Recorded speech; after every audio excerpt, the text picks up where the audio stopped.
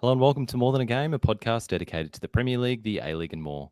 Today on the show, the Bunnings A-League kicks off and the MacBulls are off and running with more cowbells than fans in attendance. Plus, more points dropped for Liverpool, more records broken for Sheffield, more goals for Leeds and one massive own goal. I'm Colby and I'm joined today by Damo up in God's country in Brisbane. How are you, mate? I'm good, mate. Just soaking up the sun, as you can see coming through the window. Soaking up the sun. We were just saying before the pod kicked off how good and influencery your lighting is there, mate. You're just looking beautiful. Yeah, thank you. I'm struggling here back down in Melbourne after my little jaunt up to Brisbane in fucking shitty overcast weather. So we'll have to struggle through. But listeners to the podcast version of this, this is just going to be completely lost on you. But as you know, we do record these match reviews on YouTube Live. And if you want to hear those sooner than our podcast regularly comes out, you can head over to our YouTube page and subscribe to those. We've linked to those in the podcast notes. Otherwise, you can just follow us on social media and we'll post links to the live shows before they happen about a day or so before the pod gets uploaded. Damo, moments of the week this week, mate. There's been a couple. What have you got for us? Look, it's hard to go past the A-League being back. There's I think we were saying earlier, Colby, that every year we don't think we're going to get hyped for the A-League, but when it comes around, you just sit down and watch every single game for as long as you can. So I'm going well so far. I've watched every game. It's great. And it's just great to see local football in a good time zone back. It's incredible how good it is just to have football on in the evenings. Like, obviously, we follow the Premier League quite closely on this podcast as well, and like getting up at stupid times in the morning and evening to watch those is like fun sometimes. But yeah, just to be able to switch on a game in the afternoon or the evening, and now it's like Big Bash style as well over the Christmas, where we've got a game on like every night for a little while, unless they happen to get postponed with COVID. But yeah, it's great, and I feel the same about Brisbane every season. I was saying to you before as well. Just every season I think, I'm probably not that invested this year. I don't know if I'm going to really like get really emotionally caught up. And yet again, first game of the season, I'm like screaming at my phone and screaming at the TV. So yeah, it's a bit like that. How they do it. My moment of the week comes from the W League this week. It's Princess Abini's goal to give Western Sydney the win in their first Sydney derby. This just was an absolute peach. She just hit it from the top of the 18-yard box, across the keeper and into the top bins. It was bloody beautiful if you haven't seen it. Beanie's making headlines for different reasons. Yeah, that's right. Yeah, one for good reasons, and one, I don't know if he's done anything yet. Old Bernie, but we'll talk about him later too. Own goal this week, Damo. I think my own goal's a pretty easy one this week. Is Sheffield United, the record breakers. I'm sure we'll talk about that when we get to the game against Burnley. But yeah, I can't go past that being my own goal. We will, yes. Well, we have to talk about Leeds because things are just looking so grim at that club at the moment. They're also looking grim at another club, Damo, for my own goal, and it's going to the Leeds United club socials. So if anyone hasn't seen this, the Leeds United social media account on Twitter put up a tweet about a pundit, Karen Carney, with a clip of her suggesting that Leeds only got promoted because of COVID. So the tweet looked a bit bantery and looked like a bit of a shot back at this journalist over those comments, pointing out that Leeds won the league by 10 points and adding Amazon Prime Sports. And this basically led to a giant Twitter pile-on the pundit, with the owner of Leeds jumping in and adding people in the comments, defending the club. And I think the tweet's still up as well. But it's just been a bit of a shit show, basically. If clubs can't get this line between banter and just basically targeting an individual for their fans to just abuse, I think they should probably just stay away from this kind of stuff. Yeah, it wasn't a good situation all round, was it? No. And my next own goal comes from, I don't know where this was like a week ago now, but I had to bring it back up. Steve Crawley, who's one of the exec directors at Fox Sports, he broke a 7-month Twitter absence to tweet a snipey subtweet about Simon Hill. saying, "Can't wait for Brenton Speed, the voice of football, to call the A-League this coming season. He is the best football caller in the country. No one is better than him." And I just thought, what an odd thing to do. Yeah, it's clearly targeted straight at Simon Hill. He's clearly quite salty with Simon Hill, who's salty with Fox Sports, who's been doing the same thing to them. I think Simon Hill, there was a tweet going around about the number of articles that was on the front page of Fox Sports Australia, and it was a start of the A League and not one article about the A League. And Simon Hill quoted that tweet and said, "This is disgusting, but not surprising," or something like that. And he's been doing that at Fox Sports for a while, so I'm not surprised they've tried to get back at him. Yeah, I don't think this is the last we've seen. I think, it's looking like they've probably ended things on not the best terms, which is, I guess, not surprising as well, the way that, Fox was trying to protect its interests when COVID hit by the redundancies and the broadcast deal with the A-League being renegotiated and all the rest of it, which is pretty well known. Okay, but before we get back into the matches this week, we've got a few other news items as well. Firstly, we've got to talk about the Bunnings A-League, Damo. This is big news and peak A-League. Bunnings has come on board as a sponsor. They're going to sponsor the ladder, the Bunnings ladder, and they're going to have a Bunnings team of the week. But I mean, I think we don't give a shit. I think we're calling it the Bunnings A-League. It is the Bunnings A-League. There's no way around it.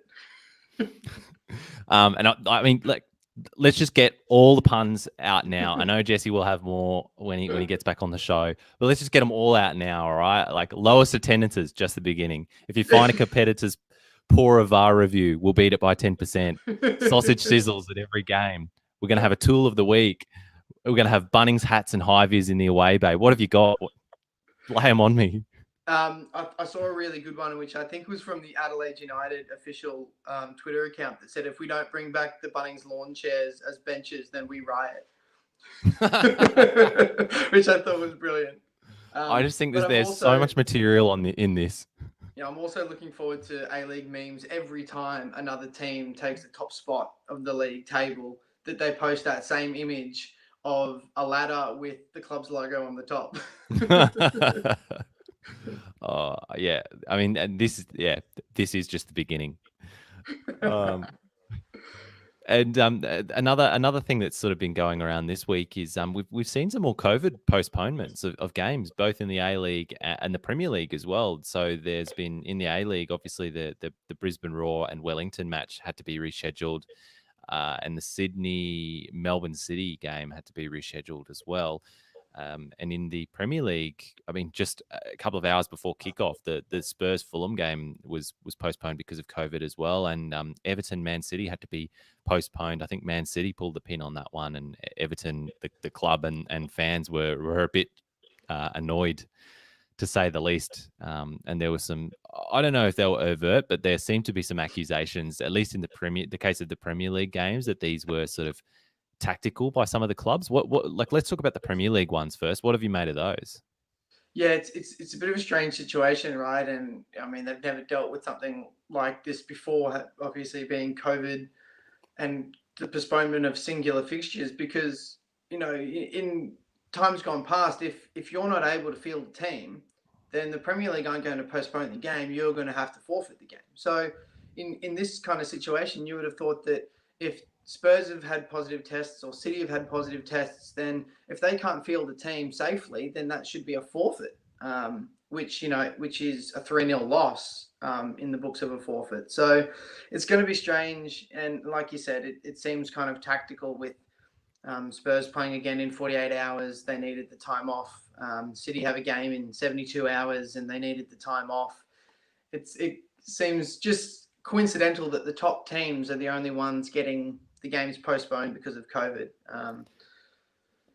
There needs to be checks and balances on this, though, doesn't there? Because with the forfeit rule, obviously there's a forfeit rule to disincentivize that, and to stop teams from just sort of calling in sick, basically, and saying, "Oh, look, we don't have the players. Can we play next week instead?" Otherwise, the league would just be an absolute shambles. But they've got to watch this in the case of COVID, because obviously they don't want to make teams cough up points for a global pandemic, which is beyond their control. But I think they've also got to, the league also has to make sure that these are legit. These are legit cases, Yeah, and and the and that Premier it's League all that it all released. checks out basically, and it's open and transparent. Yeah, that's exactly right. And the Premier League released a statement shortly after they announced that the Spurs game was going to be postponed, saying that they've not discussed pausing the season as a whole. They've got no plans to do it. They've got complete confidence in their COVID-19 protocols to play all fixtures as scheduled. Um, and, it's kind of in direct contrast to actually what's happening. They said that all fixtures will be played.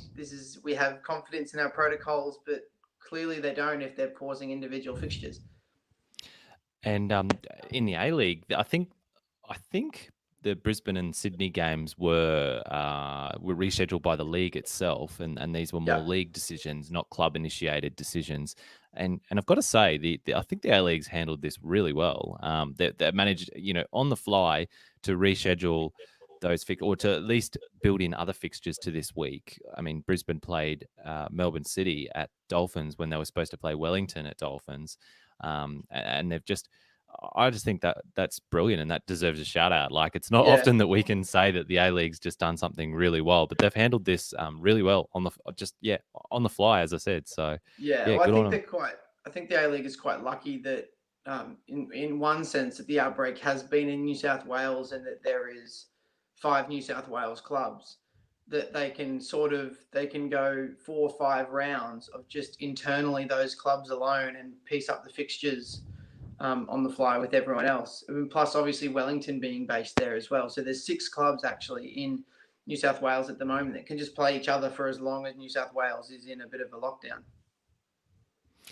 Yeah, and we'll just have to see basically how this goes. Like, this is going to work well for the next couple of weeks, but if there are cases in Victoria, if there are more cases in Sydney, if they can't like break out of the bubbles, could be an issue.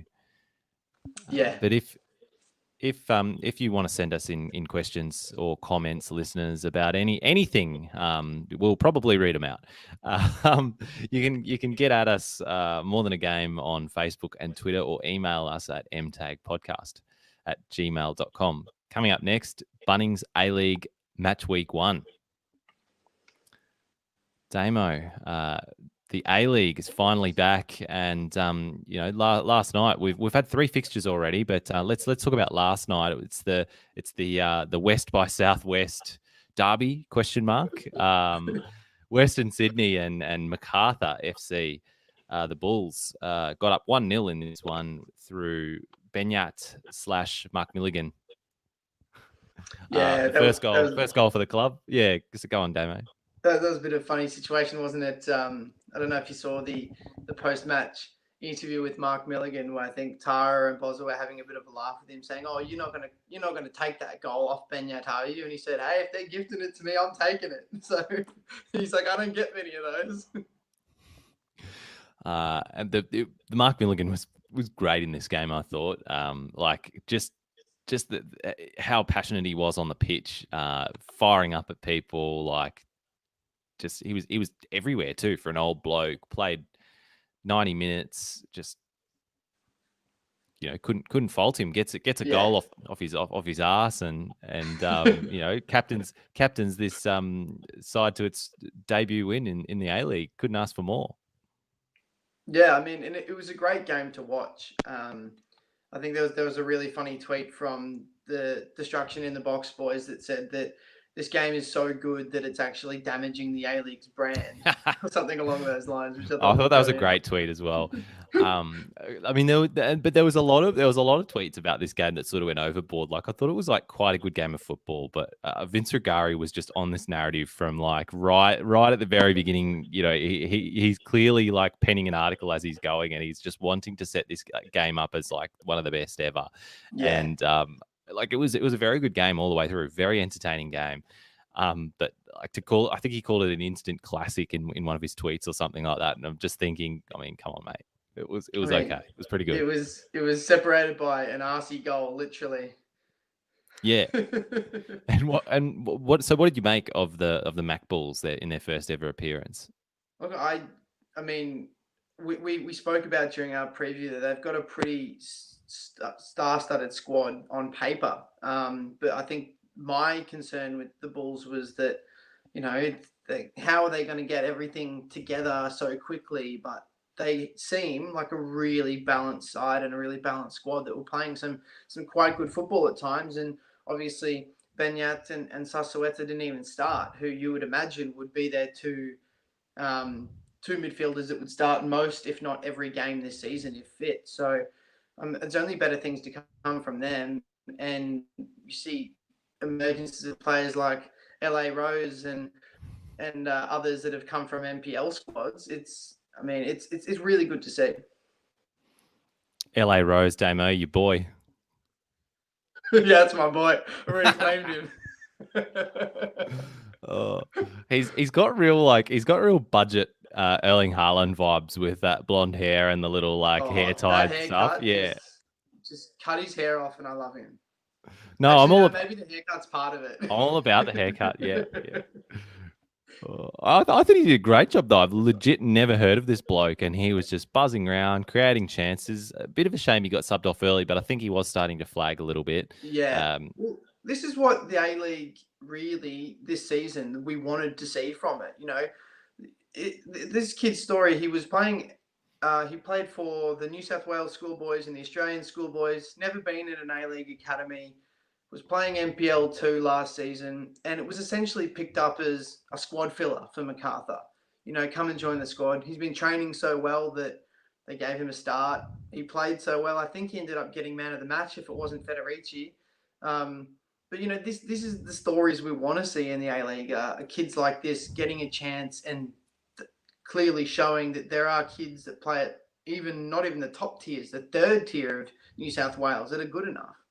Getting plucked out of the MPL and coming up into the A-League. This is what everyone's been crying out for, and it just legitimizes those calls for a second division, doesn't it? Like this second division looks to be there, and it looks to be of a quality that can make the jump up. The best teams in the second division, you could see having a go of it in the A-League. So this is fantastic.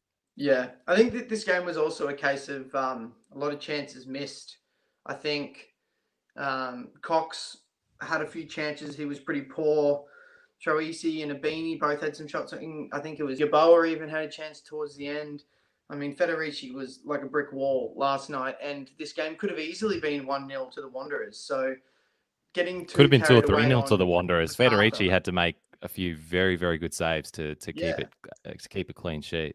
And I think Fox Sports ran a banner at the bottom of the screen last night after the game that said the Raging Bulls emerge as a premiership contender or something with a win like that. And I'm thinking this is the Wanderers side that will be lucky to make the finals, and they've just scraped the win. Let's not get carried away. They've played 90 minutes ever. Let's calm down a bit. Yeah, I think this game, I wouldn't have been surprised with any result after this game. 2-0 Wanderers, 2-0 MacArthur, 1-1. Like this, both keepers made some really good game to watch. Yeah, it was a great game. It was a great game for the neutral, especially after the Brisbane Roar game the night before. I just found myself watching this game, just thinking yes, both teams are having chances. It's going both ways. Like the keepers are making good saves. There was some patterns of really good play as well. I really liked the look of Tate Russell. I know he's been my boy. Promised. Yeah, your boy he's been promised to make good on his talent for a couple of years. Hoping that we thought that last year might be the year for him, but he looked quite good last night. I just forgot how pacey he was as well. He was gassing up that right flank. So looked good as well. But tell us about your boy Jake Holman, Damo. You were banging on about this kid in the group chat. Yeah, look, I named him as one of my boys in the preview episode. He's actually, someone can correct me if I'm wrong, but I think he's been at Sydney FC since he was about 10 or 11 years old. So he's been there nearly 10 years now. He captained the Joeys a couple of years ago. Sydney FC have offered a lot of their youth players first-team contracts over the last few years, and I think he was a bit upset that he didn't get one. And MacArthur came knocking, offered him a contract, and then Sydney tried to bounce back and say, no, stay with us. Here's a first team contract. And he said, no, thanks. I'm going to join MacArthur. So, it's a product that they essentially have made through their own academy, who's walked away from them at just 19 years old. And there's big raps on him from a lot of people. And I mean, he had a few good touches last night. He played about 10, 15 minutes, but he didn't show any, serious promise during that game. But I think there's a lot more to come from him throughout the season. And I suppose that's one of the only drawbacks, isn't it, of being a team like Sydney in the A-League with very little squad turnover, and they can have a very stable first team, is that sometimes it does deny chances to these young players that are coming through as well, because Sydney want to keep maintaining that level of success, as you often see teams do, and they really squeeze that out of their players. But then what can happen is you lose all of your up and coming youth players because you're not giving them enough an opportunity. And then once you've squeezed every little bit out of your first team and they all sort of move on, you're left with this gap. So we'll have to wait and see whether that does happen for Sydney. It doesn't, we're not predicting them to drop off much this season. I'm predicting them to go back to back. But I think in the future, if they're not careful, this could potentially be a problem for them. Yeah. And Western Sydney then, we said that this was a pretty close game. Cox bit limp, but the Snakes, Damo, what did you make of them? Ziggy Gordon, Troisi, and Bernie Abini, the Snake trio that's joined Western Sydney this season. Look, I thought Abini was really poor. He played some really good games in the half a dozen he played at Newcastle last year. He played really well. I think he was really poor for whatever reason. He hasn't been around the club, over a week or something now. So, but Troisi does what Troisi does. He looks really good for 10 seconds of a 90-minute game with about 3 or 4 brilliant touches. And then the only reason you see him around the pitch is because he's got a glistening bald head. It was really. Did he shine it up? He must have. Like he's leaned in. Like you gotta respect it. Like you told him to get the bick out, and he fucking got the and he did. It's so tightly shaved that it's like it's shinier than Pep Guardiola's head. I think that's the shiniest head in football. Yeah, he needs to stand out some way because he's not a great player anymore. But yeah, I agree with you. I think he looked good for a couple of seconds. But Ziggy Gordon looks pretty tidy. I thought. I think he made a few really nice challenges, and he was generally pretty lively. I was just about to say, Ziggy Gordon. I can't think of anything he did extraordinarily well or anything he did extraordinarily wrong, and that's exactly what you want from a defender: is someone you don't talk about, someone that just gets in, gets the job done. Like a ref. If you're not talking about something that they fucked up, then they've done all right. Yeah, exactly. And I read a good tweet. There was a couple of tweets about the Voltaren sponsor for Western Sydney, that it's going to be a good sponsor for all the headaches they're going to be caused this season. And it was like clearly a headache for Carl Robinson. He looked pretty salty after this game. Did you see his post-match presser at all? I did, and I think this is what a lot of non-Western Sydney fans kind of wanted to see, was Carl Robinson's wheels fall off after the unceremonious way he left Newcastle and joined the Wanderers. And I think your prediction, Colby, was that Robinson would get sacked quite early on. And if this is anything to show, he's already going Mourinho-style press conferences where he's losing it and attacking reporters. And yeah, I mean, if this is anything to go by, I don't know whether he's got the cool head to withstand this Wanderer fan base and the media, the increased media scrutiny. You can't just hide out in Newcastle and jag a few good results. Right. At the back end of the season when every win's a bonus anyway. Like he's going to have a lot bigger expectations on him this season. Yeah, so and I think you made a really good point, is that there was literally no expectation of him last year, and he did so well because everyone just expected them to lose every game then on. And the way he did play and the amount of points he got was just a bonus. So there was no pressure on him. But now, like you said, there's so much pressure that it's a big job taking the Wanderers, because they've got a high expectation fan base and a high expectation board. And can he handle it? We'll see. Moving on to Brisbane and Melbourne City. Melbourne City got up in this one 1-0 thanks to a pretty tasty Denny Johnroe goal.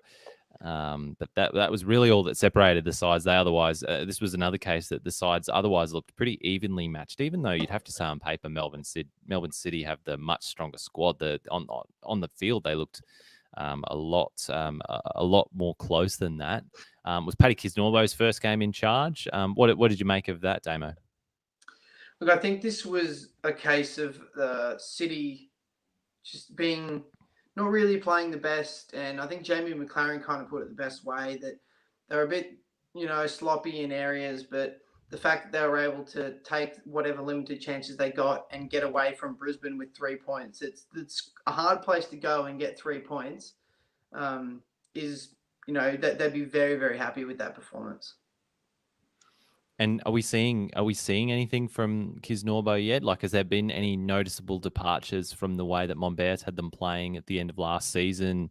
Because I think that's going to be the thing to watch this season. It's like what's going to be Paddy Kisnorbo's style, and because part of the reason why Monbear's was so successful is he just seemed to galvanise City and just have them playing really good football, and they just got a bit more metal under him.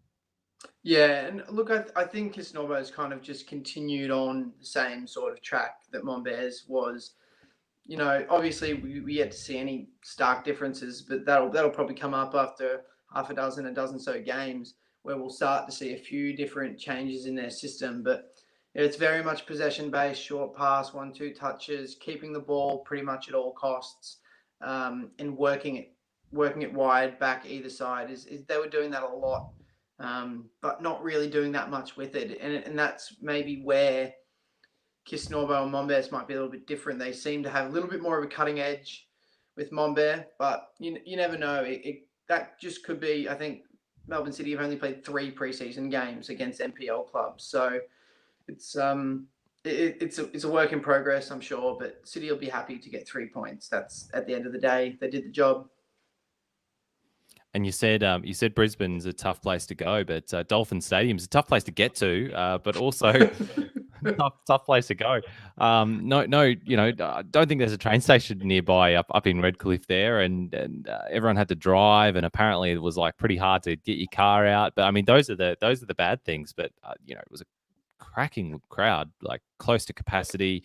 They had the safe smoke going on the big selfie sticks, and just looked brilliant. What did you think?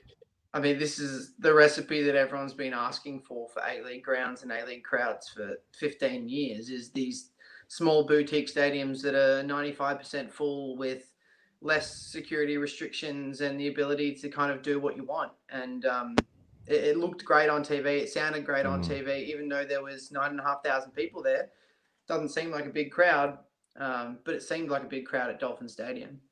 And like you said, on TV, you could just see in the background on those panning shots during the play, it was just full, and that's just what you want. Like pictures of those, you beam them around the world, and you see full crowds at the A-League. Yep. Like that's what people are going to notice. People aren't going to be around the world, aren't going to be poring over what the crowd numbers were and whether there was 7,000 or 9,000 there. They're just going to see those pictures on TV and think, yeah, this league's buzzing, and that's what it'll do. Also in the crowd was Matty Mackay. I just thought this was worth calling out. Apparently he was there with his kid, but Matty Mackay's got his Matty Mackay shirt on, his So raw good. shirt, which I thought that was good areas. Yeah, it's so good. He was wearing his own match-worn top. I mean, I assume it's washed. It looks clean, but you never know. Scotty Mack. Let's talk about him, Damo. What did he spray more, shots or insults at teammates?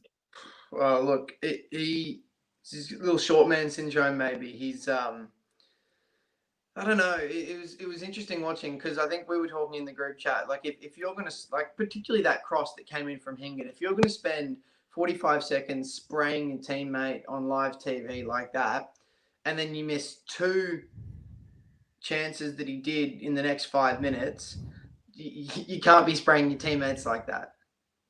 What do you think about those teammate sprays in general? Like, even if he's banging in goals, if you're going to spend like 45 seconds chewing out your teammate in front of everyone on live on TV, I don't know. Yeah, and I mean, he's obviously trying to play his role of I'm experienced, and that wasn't good enough. But there's probably better ways to do it than carry on like he did. And there was, I mean, some tweets that were going out about it. You could, it's not a good look. Yeah, because I mean, like, fine, and you often see this in football, right? If a cross isn't where a player wants it, or someone's running into someone's space, you see the little, like, the hand wave, and they'll do something, and they'll make their displeasure known, and they'll quickly make their point, and then everyone snaps and gets on with it. But I just found like this was like, you're shit, and I'm like going Yeah. to chew you out and tell you how shit you are and how good I am, and like, yeah, I don't know, didn't give me a good vibe. No, yeah, I agree. But look, I think talking about Scott McDonald, I think he's really going to have to take his chances this year, and I don't think he's going to start most games like he did last year. I think this will be a case of kind of like his story at the Woo at the start of last season, where he thought he was going to get more time than he actually is going to get. And if we've seen with Scott McDonald, he often gets himself into great positions and gets chances, but he just doesn't take them. And we've seen that his whole career at Celtic, for Australia, at Middlesbrough. And quite often, the downfall of Scott McDonald is not taking his chances. So he's really going to have to sharpen up. Riku Danzaki looked pretty sharp though. He did, yeah. Looked very bright. I thought he looked like a class above probably most of the Brisbane team when he got the ball. Looked very, very good. Yeah, and I think we were saying that bringing in players like him is going to raise the technical level of not just the people around him, but the league as a whole. And I think there's probably a dozen or so players that have come into the A-League this year that will have that impact. And he's one of them, clearly. And I've got a note, or I heard on the commentary that apparently Jade North brokered this deal to get Riku Danzaki in. I just, like, good on him, Jade North just popping up. Well, Jade North did spend a whole bunch of time in the J League, didn't he? So he's probably got contacts there, and maybe at the club that Danzaki was at, he knows someone that now works in management. And yeah, I mean, brilliant. If that's the case, it's worked well for everyone.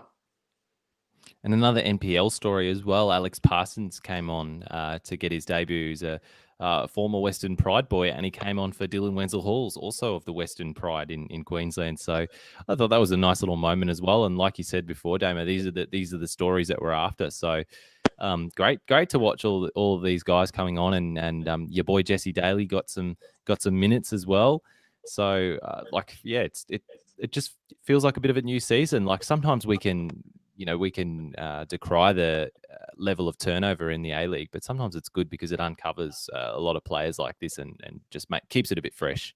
Yeah, look, what do you like talking about Jesse Daly? I think he should have come on a lot earlier, and I think when he did come on, he showed that he could get the ball at his feet and break lines from midfield through to that front third.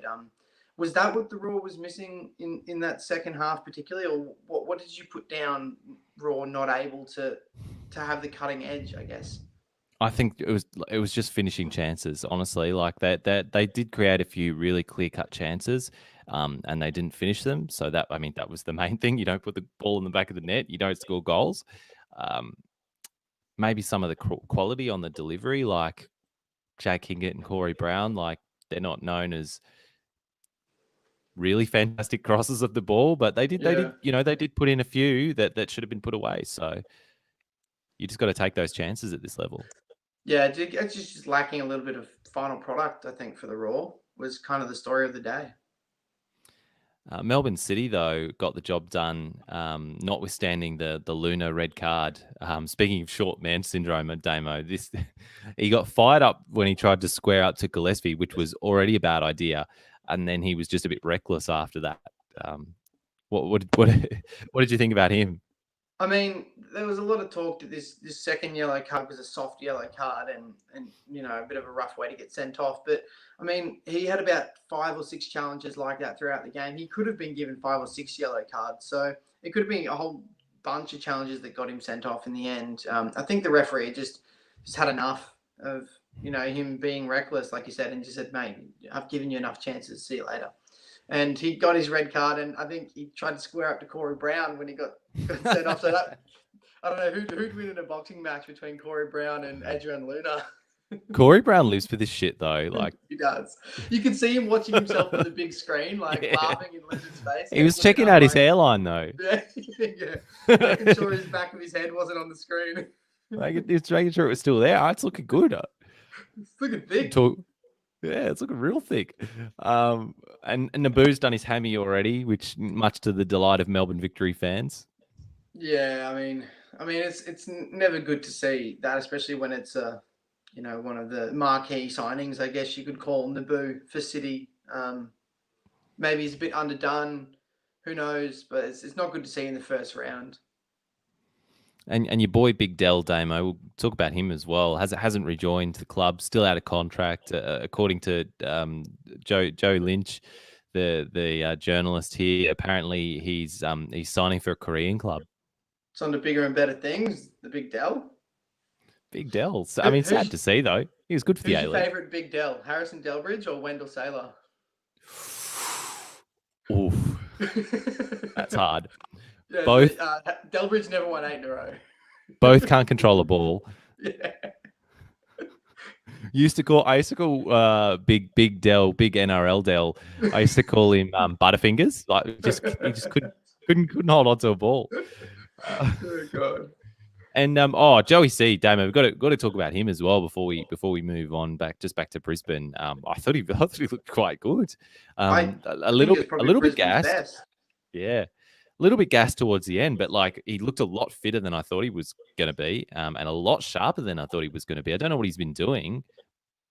Rapping. I mean, he's been taking on people one-on-one. It's looking good. Is rap he better? Battle? Yeah, he's better at a rap battle or a one-on-one with a defender.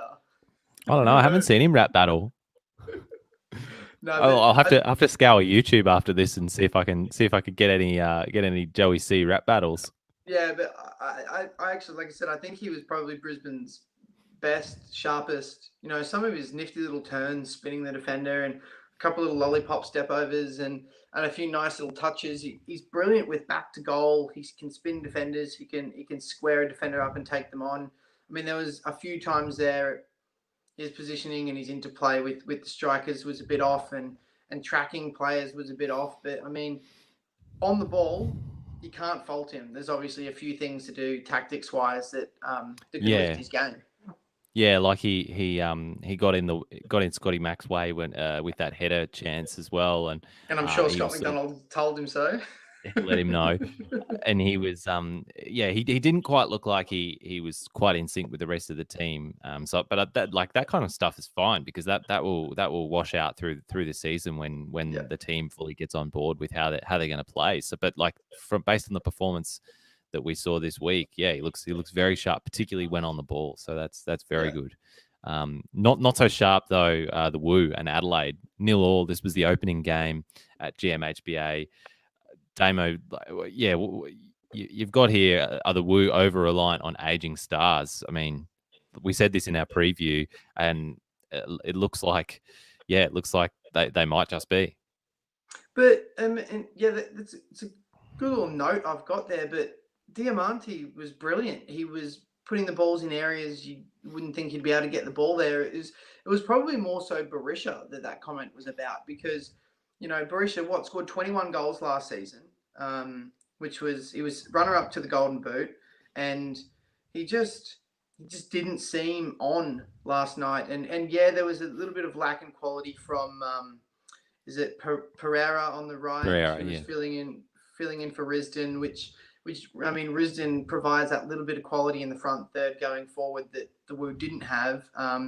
Kind of pain seemed like the kind of pain from Melbourne Victory, not the kind of pain from the Woo last year.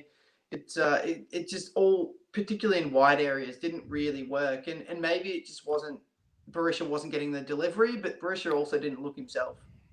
Well, so then I think your comment's still right. You know, like they are over reliant on aging stars, because you've just rattled off a bunch of their guys who should be in their prime and should be really taking the game by the scruff of the neck. And like you said, they're still reliant on Diamante to, you know, the 37-year-old to be able to pull the strings and work his magic? So I think the answer to that is still yes. I mean, Yeah. all these guys should be better than what they are. Connor Payne, as we know, blows hot and cold. Pereira, I think maybe that was an off night for him because I think he does have a bit of quality about him. So yeah, I think the Woo are relying on those old boys to continue to get the job done. And like you said, it was only because Berisha didn't fire that they didn't manage to get the win here. But at the other end, what about Tommy Urich? What did you make of him?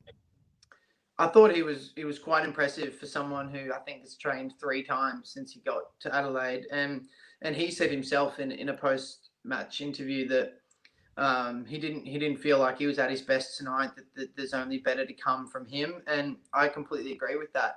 The only problem with Juric is he's got no support staff. It seems like it's him on his own. He's trying to play back the goal, then he's trying to spin and run at goal, and he's trying to shoot himself. And I think that'll probably be his undoing, as he's trying to do it all himself when he kind of just needs to do what he did when he was at his best, when he played those half a dozen games for Australia.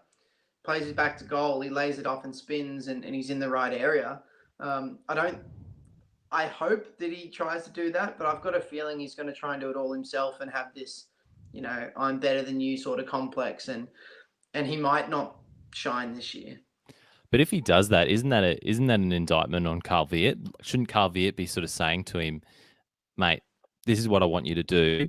Yeah. Don't worry that the team's like, I want you, if he wants him to be a target man, I want you to be the target man, and the team's going to do this, or however he wants him to play. Like the coach has to basically tell him what his job is and stop him from wasting time doing all of this other stuff, because it's clearly going to be ineffective if he just tries to do everything.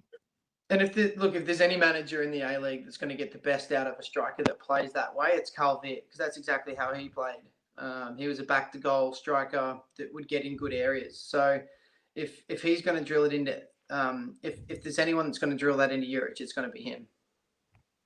A few other players in this match, Damo. Victor Sanchez, you've got a note on him. What do you reckon? I think he looks so tidy on the ball.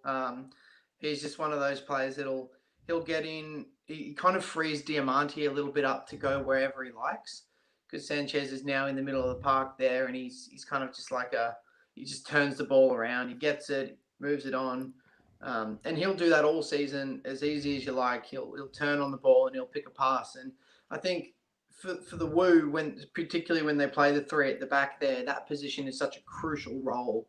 And we saw Bratton used to play that role at Brisbane. He's briefly played it at Sydney in games they've changed up formations, where he can get on the ball and kind of, they like to call it the quarterback.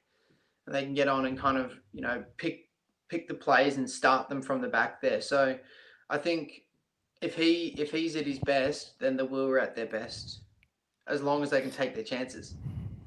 Yeah, like you said, when you play back three, that hold there is so critical.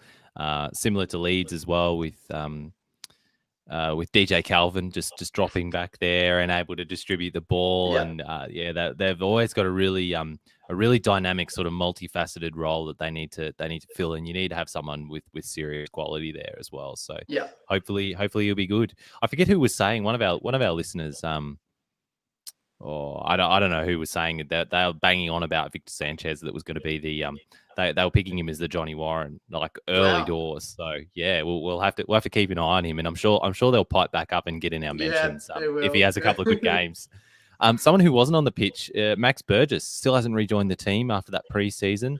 But there was an article in the Sydney Morning Herald with Rudan saying that Max will be welcomed back with open arms, and that Rudan moves on pretty quickly.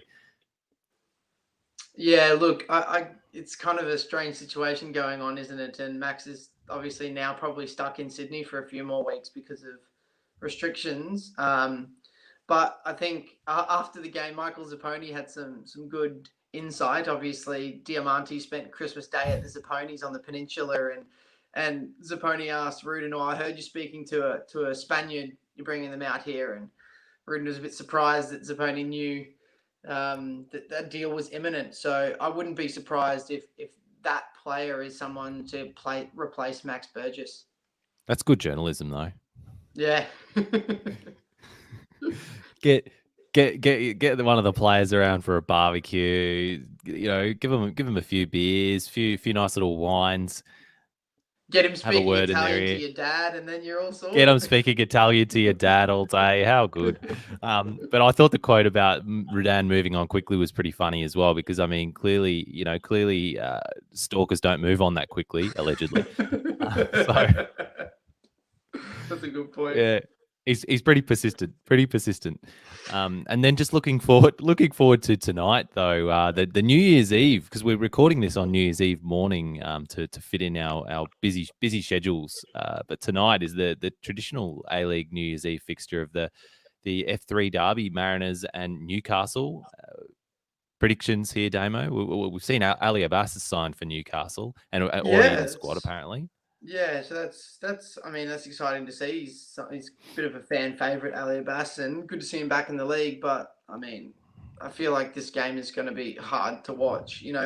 With two poor teams, it's either end to end and really exciting for the neutral, or it's just a dead game and it's just bogged down in midfield and it just does this non-stop and is real lack of quality. So it could go either way, but I'll be watching. I've called the Mariners to win in our Oof. more than a game A League Survivor League, which I think everyone's already lost. So if I get the Mariners, I could win I could win the whole comp. So Yeah, I think I'm out. I said Brisbane and City would draw. So yeah, I I think think a if lot of you pick people. the Mariners to win, you're probably the only person that's picked them to win. So I you're know already that. Well, that's what winning. I thought. Like I've got to go big early. Yeah, And in the Survivor style tipping comp, they're restarting so often because people are just bombing out. But yeah, I mean, I mean, really, this one could be a stalemate, couldn't it? yeah. If both teams are lacking some quality up front. Maybe Newcastle could jag it with O'Donovan if O'Donovan can finish off a chance or two. You never know. But we'll Just hope we'll there's be reviewing. goals because we've had Yeah, 3 games so far and just 2 goals. So hopefully there's goals tonight. yeah. That's all we need. Just poor quality. If it's going to be poor quality, let's have poor quality defending and just have a goal fest. Yep. We'll be reviewing that and all of the upcoming A League games on our next pod. But still to come, match day 17 of the Premier League. Damo match day 17 of the Prem. We've seen the whole match day now. So, but we'll just run through a couple of games because there are a couple of fixtures that stand out. And first of all, I guess it's got to be Sheffield. Went down 1-0 to Burnley. This was a really critical game with both games in the relegation zone. With Sheffield on the bottom of the table, they needed to make up some ground against Burnley in a clear 6-pointer. What happened? I mean, it's been the case of the same thing all season, hasn't it? It's creating so many chances. Ollie McBurney looks like he can't control his own arms and legs, and we just don't score. There's a real lack of quality in the front third. There's 6 strikers that have got 1 goal between them, and Rian Brewster was never the answer. We spent £24 million on him. He's trash. You keep the receipt. I hope everyone, but I think I've got written down here they're the only team in English First Division history to never have a win by New Year's Day. So that's pretty depressing. Sheffield United are also on their longest ever winless streak as a club, which is now at 19 games. So it's all pretty damning in Sheffield, particularly the other club in Sheffield who are bottom of the championship. So at least if we go down, they'll be in League One.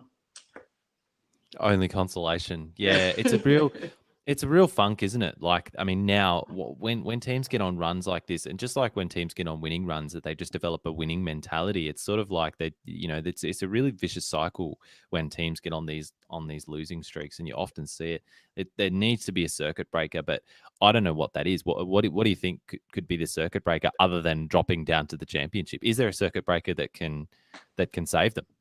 I mean, usually it's sacking the manager, right? But Wilder's not going anywhere. The club have said that that won't be their circuit breaker, and I'm pretty sure that the club would rather go down and come back up with Wilder than sack him now. So, and I'm sure the fans would say that too, because if you watch the games for 90 minutes, it's like they should be winning games. They should be getting points. The way they're playing it's nice to watch at times. There's just individual errors. And I think Chris Wilder put it best himself. He's built this team out of League One and Championship quality players that were playing Premier League level football. This year they're not playing Premier League level football. They're playing League One and Championship level football, as to the standard of who they are. So it's kind of a difficult situation, and they didn't really bring in anyone of any real quality apart from Sanderberg, who's now injured. Ethan Ampadu, who hasn't filled the shoes that everyone thought he might, and then losing quality. And Jack O'Connell and Dean Henderson at the back was enormous. So it's just a combination of so many things just not going right. And, like you said, when you're on a winless streak, you feel as though when the whistle blows, we're gonna lose again today.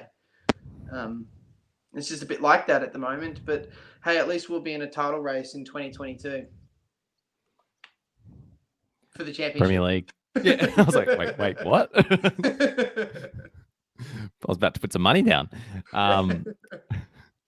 A game that we thought we'd be talking about Newcastle Liverpool first up this morning, Damo, but this ended up being a bit of a fizzler. 0-0, more drop points for Liverpool. A game that we thought could be a cricket score after recent goals shipped by Newcastle, but it wasn't to be. How did Liverpool not score in this game? Yeah, it was just a case of a lack of quality in the end from Liverpool. On any other day, they'd probably score 4 from the amount of chances they got. So, and I'm sure you can attest to that. What was your thoughts on the game and particularly on that front three that have been so deadly that weren't? I thought Liverpool did create a lot of chances. There was a couple that they maybe should have taken, but I actually think the Newcastle defense was really solid in this game. There are a few, it's just classic Steve Bruce Newcastle defending. Like, there are just last ditch tackles, some really great saves made by the keeper. I just think on the day, that's what that strategy does. They sit back and soak up the pressure and basically try and ride their luck, and that's what they did. They got lucky a few times, but they were also very good defensively. They didn't really trouble Liverpool at all in this game, but troubling for Liverpool to not score and to drop more points. They've dropped points to West Brom, Fulham, and now Newcastle. Do you think this is going to be costly? They're still on top. They couldn't extend their lead. They're only 3 points ahead now of second place. Or is it better that they're dropping points to these sort of small teams and keeping on beating the big teams? Yeah, well, look, and I think Jesse put it really well a few weeks ago. Is if you're going to win titles, then no matter what, you've got to not lose against the teams around you. So yeah, it's concerning that you're dropping points against teams towards the bottom of the league, but if you're getting the points against the teams around you, then you're going above them. It's kind of how it works. And they'll put it down to an off day, and like you said, they're still top of the league. It's not the end of the world, but if it gets to the end of the season and they don't win the league, these are the games they look back at and go, that's why we didn't win the league.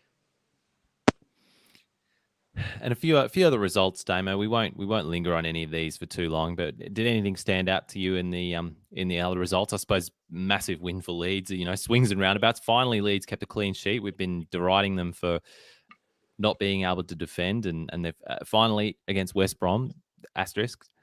Yep. They've been able to keep a clean sheet. But did you think job well done here?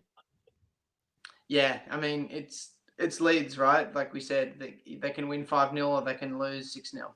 It's kind of how they work. So, look, Leeds are playing good enough football to stay up. I think they're on, 23 points or something now. So they're on track to hit the magic 40. They'll probably looks like they'll comfortably stay up. Yeah. But they're not going to trouble anyone or trouble Europe or anything like that. And they won't until they're shore up defensively. Other results: Man United got up against Wolves 1-0 through Marcus Rashford. Southampton and West Ham thriller 0-0. The only thing that stood out to me in this game was that Shea Adams head knock. He just about got his head kicked off. He headbutted Suchek's foot, didn't he? Oh, shit. I couldn't believe it when I saw this. I didn't see the game, but I just saw this replay of him being kicked in the head, and Yeah. apparently VAR did nothing. Nothing happened, and it was just sort of, off you go. Yeah, look, after watching it in real time, like the slow-mo replay makes it look horrible, but watching it in real time, it's very incidental. Like I think the ref and VAR did the right thing by not sending him off. It's Chathams tumbles over and he pops back up, and as he gets up, he gets a boot to the side of the head because someone was trying to kick the ball. I mean, yeah, it's incidental contact. There was no malice or recklessness really in that, in my opinion. Brighton went down at home, 1-0 to Arsenal. Eat a dick, Little bit of a Brighton. revival from Arsenal. They've got a few Yeah. results lately, so I mean, shores up Arteta's job into the new year, and I think they've got a great run of fixtures through January. So it's we could see either Arsenal fail in January and Arteta lose his job, or by the end of January they could be right back up around the European spots. And in Brighton news, Matty Ryan has tweeted, and there's been an article about him in the SBS World Game website saying that he's going to stay and fight for his place. Providing he doesn't get a good offer to leave, I suppose. But Matty Ryan's tweeted about this, and basically just being a good bloke and sort of saying, I'm going to fight for my place for all that the club's done for me. Rah rah rah. This club don't deserve him. They don't deserve you, Matty. Do you reckon Matt Ryan's going to fight and win? Depends. It depends. Honestly, depends how their results are going and whether this new keeper makes some mistakes or what. But it's seeming at this, like those comments by Potter seemed pretty damning. I don't know. I mean, maybe it's just a case of Matty Ryan just saying the right thing and just meanwhile I'm gonna I'm not gonna be sulky about it. I'm gonna just maybe it's a bit of just good PR by Matty. I don't know. But I don't see how he can win back his place given those comments. They seemed pretty unequivocal to me. Yeah, it's always a pretty damning situation when a goalkeeper loses their spot in the team because of a backlash of fans. So when that happens, it's really hard to win your spot back. Even no matter how poorly the goalkeeper who stood into your place is, it's really hard to win your spot back. And the last couple of fixtures, which were at the start of the round, 2 draws, Chelsea and Villa 1-1, and Crystal Palace Leicester 1-1. Looks like Chelsea just need to shoot a bit more, which, I mean, I'm surprised by given they've brought an American into their team. That's good from you. Oh God! Ironically, I think the American is the one who shoots the least. Yeah, I know. He's so hesitant to shoot. He's such a bad American. Yeah. Isn't it sorry, Sal, if you're listening. Sorry to our American listeners. I do apologize for that, but funny. Yeah, but also credit to Villa. I think they conceded 1 goal in December, which is pretty incredible. Unbelievable. I mean, that has to be said as well. It can't only be Martinez. I think we've got to give some credit to their back line as well, with consistent defending like that and consistent results like that. That's great. I mean, I think we all picked them in our season previews to go straight back or go down because of how narrowly they missed out or they survived relegation last season. They've really just turned the defending around. I can't remember who it was, but one of the Villa defenders was quoted to say that the manager in the off-season sat them down and they essentially went to school on Liverpool and Napoli's defence and watched tape after tape of their shape and how they defend as a group, and they've tried to emulate that, and clearly the way they're defending is working for them as a team at the moment. So, and Emi Martinez has surpassed a lot of expectations. So he's been good in goal, and it's all come to they've been playing really well. That's going to do it for us on the pod today, Damo. Thanks everyone for listening. If you've enjoyed the show today, we'd love it if you could go and give us a review on Apple Podcasts. It's a great way for us to be seen amongst the other 5,000 Australian-based football podcasts. You can also follow us on Twitter, Facebook, or subscribe to our YouTube channel for the video version of this pod, which drops about a day before the pod comes out. Links to all of those in the show notes. Next week on the show, match day 18 of the Premier League and match week 2 of the A League. Until then, enjoy the football. See?